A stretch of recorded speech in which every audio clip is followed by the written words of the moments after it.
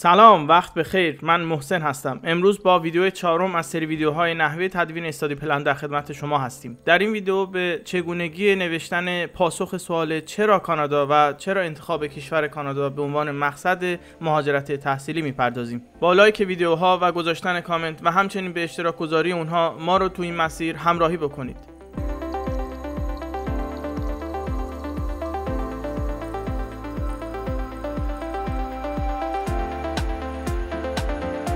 در این ویدیو به سراغ سوال چهارم چرا کانادا رو برای مقصد مهاجرتی خودتون انتخاب کردید میریم.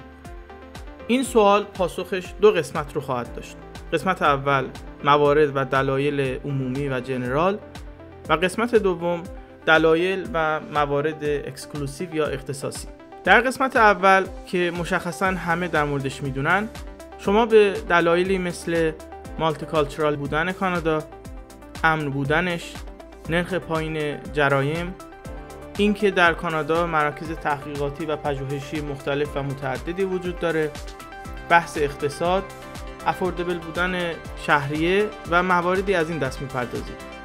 خیلی از پاسخها در خیلی از استادی پلن ها مشابه و گاهن یکسانه، اما خب اینها مشخصات و ویژگی های کشور کاناداست و نمیشه اون رو به حساب کپی کردن یا استفاده از تمپلیت گذاشت.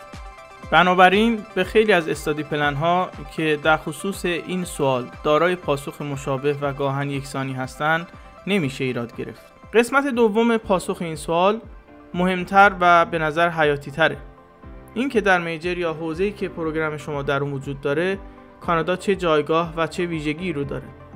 به عنوان مثال در حوزه نوروساینس یا در حوزه محیط زیست و ساخت و ساز سبز کانادا دارای مراکز تحقیقاتی و دانشگاهی معتبریه.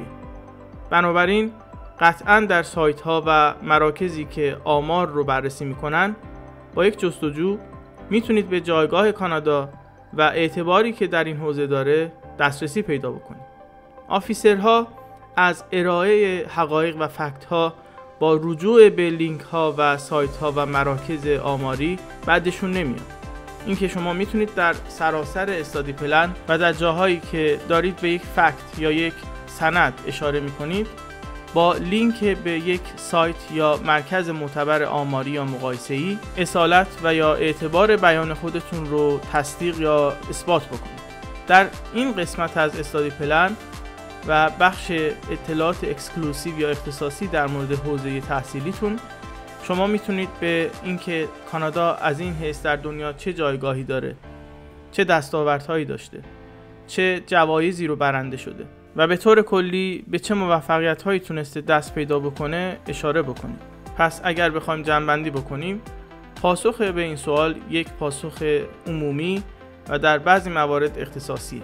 پیچیدگی خاصی نداره و با یک تحقیق و بررسی میشه علل و دلایلی که شخص کانادا رو برای ادامه تحصیل در این حوزه انتخاب کرده بیان کرد. پس حتما از لینک کردن فکت ها به مراجع معتبر غافل نشید.